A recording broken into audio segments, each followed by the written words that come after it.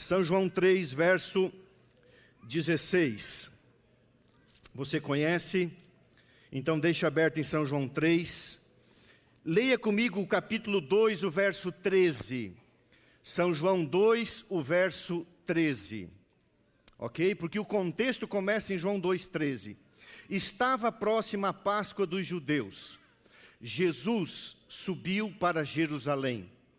E Jesus encontrou na igreja, no templo, os que vendiam bois, ovelhas e pombas, e também os cambistas assentados. Tendo feito um azorrague, um chicote de cordas, expulsou todos do templo, bem como as ovelhas e os bois.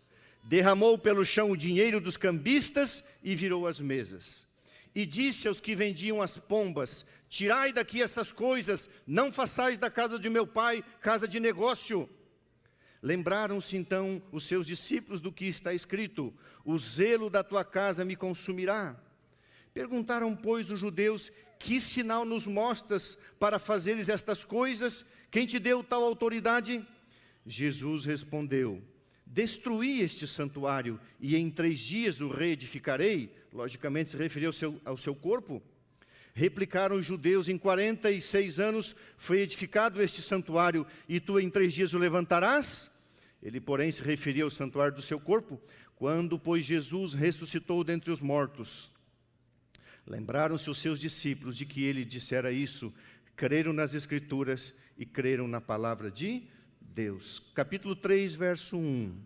Havia entre os fariseus um homem chamado Nicodemos, um príncipe judeu, membro do Sinédrio, o mais alto tribunal religioso e civil. Em termos civis, era o Senado judaico. Em termos religiosos, era a Suprema Corte espiritual da nação. Cargo de altíssima honra, riquíssimo. Alguns historiadores mencionam que Nicodemos é da família muito tradicional em Israel, a família Ben-Gurion, e que a sua família tinha uma extração de estanho. Ele era riquíssimo, ele era famoso, ele era uma pessoa boa, ele era um fariseu estrito, ele era um homem que amava as coisas de Deus, era um homem que se preocupava com aquilo que era verdadeiro. E as palavras mais doces, mais lindas, o evangelho sintetizado dos lábios do Senhor Jesus Cristo, caíram nos ouvidos desse homem na noite que você conhece muito bem. Irmãos, Jesus estava no templo, era a Páscoa. Nicodemos estava no templo, e Jesus chega, e Jesus vê uma situação que lhe causa ira, que lhe causa muita indignação. A pessoa chegava com uma ovelhinha, cuidava daquela ovelhinha para ser a mais perfeita possível. Ele tinha que derramar sangue para ter a remissão dos seus pecados, a fé, numa pombinha ou numa rolinha. A pessoa trazia a ovelhinha. Um dos sacerdotes que estavam ali, não o sumo, um dos sacerdotes que estava ali, receberam uma instrução: todo animal que chegar aqui tem defeito. A pessoa chegava com a ovelhinha e o sacerdote dizia: tem defeito, mas eu quero derramar sangue, então você tem que comprar outra. Ok, eu compro outro, então essa entra de entrada. Ok, eu quero pagar, mas tem que ser em dólar, tem que fazer o câmbio.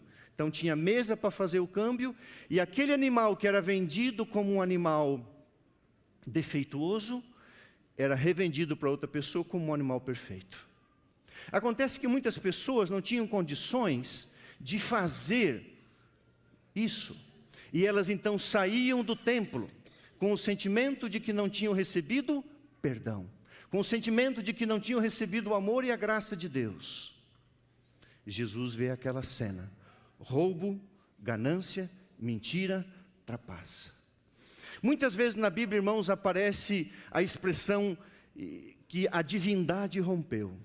Nesse momento, irmãos, a divindade de Cristo toma a sua plena autoridade e sai. E Jesus então executa uma obra estranha à sua pessoa. Uma obra, irmãos, que muitas pessoas não gostam de ouvir. O juízo de Deus, a mão de Deus fazendo justiça. Jesus pega um chicote, ameaça e expulsa aquelas pessoas, vira a mesa dos cambistas com muita ira, muita indignação. E Jesus então, aquelas pessoas que tinham sido desprezadas, Ele traz para dentro da igreja. E Ele cura, Ele abençoa e Ele prega o evangelho do reino de Deus. Quem vê essa cena? Nicodemos.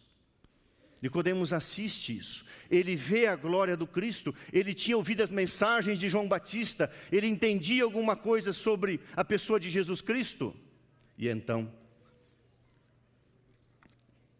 o Espírito Santo brilhou na mente desse homem, e esse homem procurou se encontrar com Jesus. Ainda com medo, com vergonha, de uma forma oculta, ele pede uma entrevista com Jesus. E numa noite ele sobe o Monte das Oliveiras. E quando ele chega diante de Jesus, ele queria discutir assuntos de só menos importância. E ele diz: mestre, não reconhecia Jesus como Deus nem como Salvador. Mestre, ninguém pode fazer essas obras se Deus não estiver com ele. Com que autoridade? Quem é você? E Jesus diz: Nicodemos, quem eu sou você vai entender. Agora, quem você acha que é, você não é. Você é um bom fariseu, você é um homem rico, amado, respeitado, querido, tem poder e fama, mas isso para mim não tem valor. O que tem valor diante de mim é um novo nascimento. Você precisa nascer outra vez. Irmãos, aquilo que o mundo julga como grandeza, aos olhos de Deus é insignificância. E aquilo que muitas vezes o mundo julga uma coisa insignificante é grandeza aos olhos de Deus. Ontem, lendo algumas coisas sobre Jesus Cristo, e eu gosto disso. Está escrito que Jesus atendia o povo durante o dia. Muitas vezes passava a noite em oração, mas sempre no amanhecer do dia, Jesus ia se misturar com as pessoas. A grandeza para Deus, a glória de Deus, é estar com as pessoas, é ajudar as pessoas, é servir as pessoas. Jesus nunca se envolveu com atos políticos, nunca tratou desse assunto, nunca buscou a importância que o homem dá. Que lição Jesus quer nos ensinar, irmãos? O que é importante para Deus? O que é importante para Deus é o seu coração e o meu coração. As coisas que o mundo criou, o homem nasceu igual, sempre foi igual.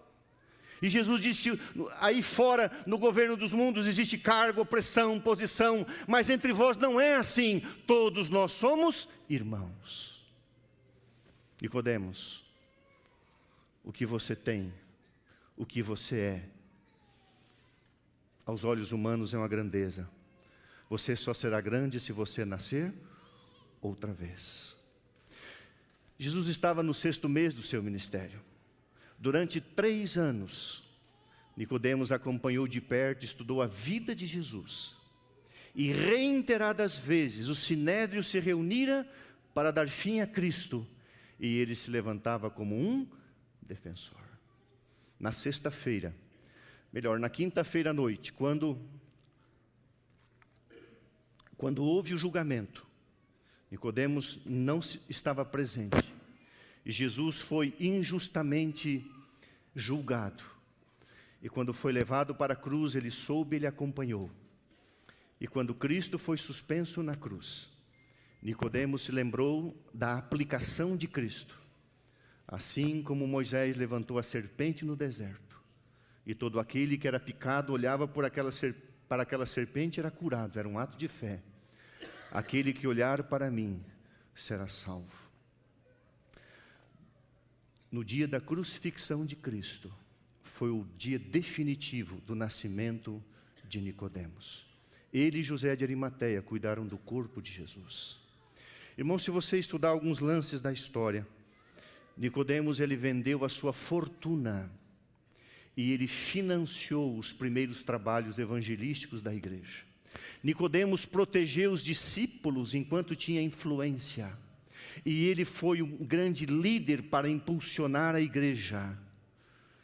Ele morreu pobre, esquecido, abandonado. A Bíblia não faz mais menção dele, provavelmente a sua morte tenha sido pouco tempo depois. Mas Nicodemo morreu salvo em Cristo Jesus. Ele procura João e conta para João o que aconteceu com ele. E João relata o encontro de Jesus com Nicodemos, da onde nós extraímos as palavras de João 3,16. E esse homem recebeu o amor, o sangue, a justiça e a salvação de Deus. Queridos, quando Deus olha para você, quando Deus olha para mim, o que Deus vê? Qual é a grandeza que você busca? Qual é a grandeza que está no seu coração? Quais são as suas maiores ambições, os seus maiores sonhos, os seus maiores desejos? Essa semana eu escrevi no boletim, irmãos, o maior anseio de Deus era mostrar a sua glória ao homem. A glória de Deus é amor, a glória de Deus é compaixão, a glória de Deus é ser bondoso, a glória de Deus é amar, a glória de Deus é se doar. Jesus veio para revelar a glória de Deus, a maneira como Jesus viveu, a maneira como amou, a maneira como tratou as pessoas. Essa é a glória de Deus. A gente está pensando, irmãos, quando fala de doxa da glória de Deus, em vislumbre, em grandeza, em majestade. Lógico que Deus é isso, mas isso não interessa para Deus. O que interessa para Deus é levar você para o céu. A glória de Jesus Cristo, quando Ele chegou no céu, não foi dizer: Pai, eu operei milagres, Pai, eu expulsei demônios, Pai, eu controlei a natureza, Pai, eu ressuscitei mortos. Não! A glória de Jesus foi dizer: Pai, aqui estão os filhos que eu trouxe para o Senhor. Salmo 68 e Efésios 4 falam que Jesus levou o cativo o cativeiro, levou junto de si, cativo a si, aqueles que tinham sido cativos do pecado. Homens rebeldes. Quem está lá? Os mártires. Aqueles que deram a vida por Cristo. Os mártires de todas as eras. É só o que sabemos. Eu já falei aqui, vou repetir. Particularmente eu creio que um dos que já está no céu, eu creio, não é teologia, isso é uma crença pessoal. Eu creio que João Batista está com seu primo Jesus Cristo no céu. A glória de Deus é amar, a glória de Deus é ajudar, a glória de Deus é ser compassivo, a glória de Deus é amor. Irmãos, e por que nós, seres humanos, muitas vezes buscamos aquilo que nós julgamos ser glória? Aquilo que nós julgamos ser tão importante? Grande aos olhos de Deus é aquele que chora, é aquele que se humilha, é aquele que ama, é aquele que é bondoso. Há uma citação, eu até escrevi aqui na minha Bíblia, deixa eu ver se eu acho, que não existe o maior testemunho do Evangelho é um cristão que é amável e que sabe amar. Um cristão que se doa. Você quer glória? Você quer grandeza? Você quer ser grande aos olhos de Deus? Seja como Jesus foi. Bondoso, amoroso, compassivo, perdoador. Irmãos, tem uma coisa que me preocupa na Bíblia, e um dia eu vou pregar só sobre isso. Perdoa os nossos pecados, assim como nós perdoamos aos nossos devedores. Irmãos, tem muito membro de igreja que recebeu o perdão de Jesus, mas não quer receber, não quer perdoar alguém. E eu vou te explicar já um pouquinho. Na Bíblia, irmãos, quando uma pessoa te machuca, quando uma pessoa te fere, não é ela que deve te procurar. Não foi Adão que procurou Jesus, foi Jesus que procurou Adão. É o ofendido que procura o ofensor. A coisa é mais grave, o problema é maior. Quando alguém fere você, quando alguém machuca você, quando você está magoado com alguém, você tem que procurar essa pessoa e oferecer perdão. Ah, mas ela não veio pedir perdão, nem deve vir. Você tem que oferecer como Cristo fez com Adão. O ofensor não tem a capacidade, ele tem vergonha. O que ele precisa de socorro, de ajuda e de amor incondicional. E como já falei, a base do perdão, irmãos, não é a justiça. A base do perdão é o amor. Perdoar não é justo, mas é um ato de amor. E somente quando a pessoa recebe o sangue de Jesus na sua vida, ele entende o que é a grandeza de Deus. Coloca a imagem para mim lá, faz favor. Eu acabei não pegando o passador, não tem problema, é culpa minha.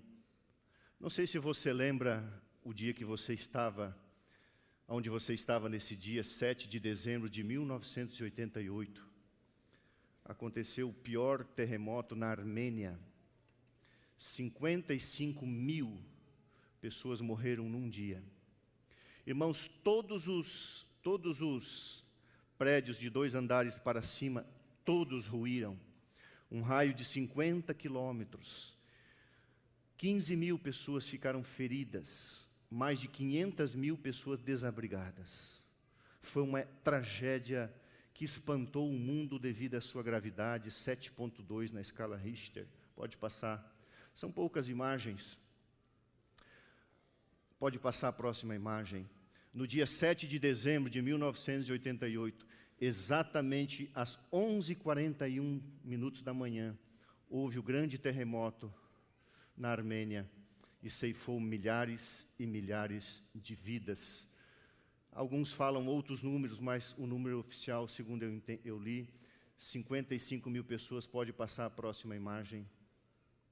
E logicamente, no meio dessas tragédias, como aconteceu com o World Trade Center no ano 2001, muitas histórias chegam. Uma das histórias mais bonitas que eu li sobre isso, uma mãe chamada Susana Petroissan, tinha ido... está aqui em cima? Obrigado. O pastor não pega, né? No dia 7 de dezembro, uma senhora chamada Susana Petroissan tinha uma filhinha de 4 aninhos chamada Gaianei. E ela foi até a casa de sua nora, Karine, onde tinha um prédio de 9 andares, e a sua nora morava no 5º andar. Ela chegou 11h30 da manhã para provar um vestido. Ela estava apenas com a roupa de baixo, uma nágua, e às 11h41 o solo se abriu, e Susana Petroissan pega a sua filhinha Gaianei, segura no colo, o chão se abre, e quando ela se dá conta, ela está com uma viga de concreto na cabeça e um grande cano sobre o seu corpo, e ela estava imobilizada.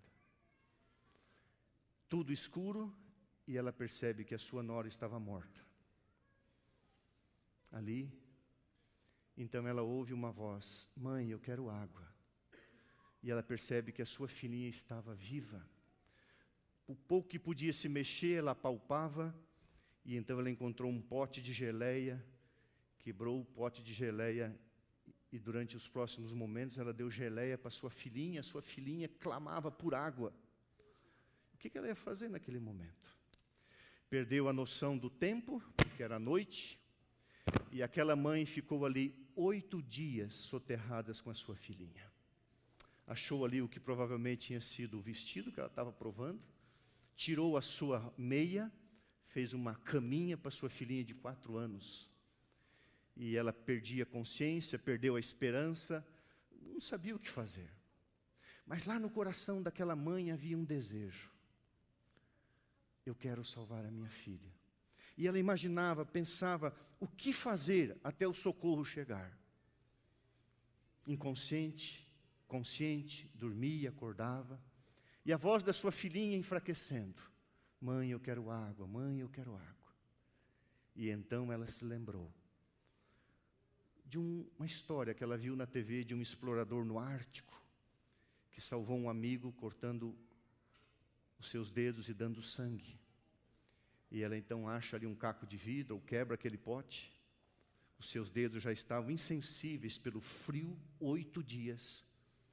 E ela começa então a cortar a sua mão, seus dedos, e dava o seu sangue para sua filhinha chupar. E durante 8 dias, ela não sabe quantas vezes ela cortou todos os dedos da mão. E a sua filhinha dizia: mais, mãe, mais água, mais água. A sua filhinha não sabia que estava chupando o sangue da sua mãe. E graças a Deus ela sobreviveu para ver as feridas nas mãos da sua mãe. Não foi a geleia, não foi a água, foi o sangue do amor que salvou a vida da sua filha. 8 dias depois, os escombros foram removidos, finalmente chegaram. Karine, a nora, estava falecida. Aquela garota teria morrido também, aquela filhinha. Mas o amor de uma mãe não teve nenhuma dúvida em entregar o seu sangue, mesmo que ela morresse, mas ela queria que a sua filha sobrevivesse. Porque Deus amou o mundo de tal maneira que deu o seu Filho amado, para que todo aquele que nele crê não pereça, mas tenha vida eterna. Sabe por que, irmãos, você está aqui? Sabe por que você tem fé? Sabe por que você tem esperança? Sabe por que você olha para as coisas de Deus e acredita? Porque um sangue foi derramado em seu lugar, o sangue do Cordeiro de Deus. E quando os homens quiseram impedir o acesso ao sangue de Jesus através da fé num símbolo imperfeito, um cordeiro, Jesus não aceitou, porque ele veio a este mundo dar o seu sangue, e ele daria o seu sangue, e ele deu o seu sangue, e hoje ele pega os méritos do seu sangue e coloca em teu favor. Essa é a grandeza de Deus. A grandeza de Deus é trabalhar por você. A grandeza de Deus é salvar você. A grandeza de Deus é preparar você para a eternidade. A minha pergunta para encerrar é: você está se aproveitando do sangue de Jesus?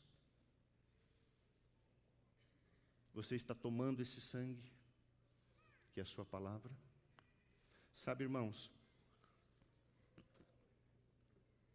quando eu vejo aí a irmã Amélia, quando eu vejo Moacir e a esposa, mandando coisas da lição, são duas, eu estou mencionando eles, tem o professor Rolando, né? E tem outros, o Vander também. Quando eu vejo esses irmãos apaixonados, preocupados com a lição da escola sabatina, com alimento. Irmãos, quem comer a minha carne e beber o meu sangue tem a vida eterna. Eu já preguei isso aqui. A carne e o sangue de Jesus é a sua palavra. As minhas palavras são espírito e são vida. Eu fico assim preocupado, irmãos, que Jesus está oferecendo o seu sangue. Você está morrendo de fome, você está morrendo de sede, mas você não quer tomar, você não quer comer. A nossa grande necessidade continua sendo buscar mais Deus, mais a presença de Deus. Eu não sei se você percebe, eu não sei se você vê esse mundo caminhando a passos largos para o fim. Eu quero crer, irmãos, eu gostaria muito de estar vivo e preparado para ver Jesus voltar em glória e majestade. Eu não gostaria de ser colocado num chão frio. Eu não gostaria que os meus queridos chorassem a minha partida desse mundo, não. E nós temos que crer e avançar. Nós não sabemos o que vem pela frente, mas nós sabemos que Jesus vai voltar. E enquanto Ele não vier, enquanto Ele não vir, enquanto os escombros não forem tirados das nossas costas, irmãos, enquanto esse mundo não for limpo desse grande terremoto que é a história do pecado, enquanto a gente estiver amarrado por uma natureza pecaminosa, você tem o sangue de Jesus para sobreviver. Você tem o sangue de Jesus para se alimentar. Você tem o sangue de Jesus para te dar fé, esperança, confiança, perdão e, sobretudo, santificação. Grandeza aos olhos de Deus é andar com o próprio Deus e amar como Ele amou, fazer as obras que Ele fez. Que Deus te abençoe. Seja grande. Sabe quando você é grande? Quando você acorda pela manhã e coloca os teus joelhos no chão. Quando você abre a palavra e se alimenta dela. Quando você se preocupa, não é um projeto da igreja, não é um projeto da asa, não é uma promoção carnal humana, irmãos. Isso aqui é para pelo menos a gente fazer um pouquinho do que a lição nos ensinou. Amar o próximo, cuidar de alguém, comprar uma cesta para alguém, comprar uma roupinha para alguma criança. É um mínimo, uma pequena demonstração Um ato de amor. Todo aquele que vive para si, no seu egoísmo, é um pequeno. Todo aquele que vive para Deus e para o próximo é grande aos olhos do Senhor. Jesus veio a esta terra viver como viveu e fazer o que fez, para mostrar que a glória de Deus é amar. A glória de Deus é amar. Se você quer ter a glória de Deus, seja alguém que ame. Que você esteja cada dia mais perto de Jesus.